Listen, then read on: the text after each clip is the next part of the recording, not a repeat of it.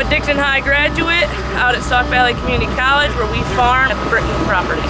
Thanks to our partnership with the Dixon Public Schools, we've been able to apply a lot of the skills that we've learned in the classroom in the real world. We're able to use our hands-on learning skills to service our planter so that it's ready to use in the field. We got the chance to pick some Pioneer seed. And we also found fertilizer that is good for the environment around our field and for the field conditions that we have.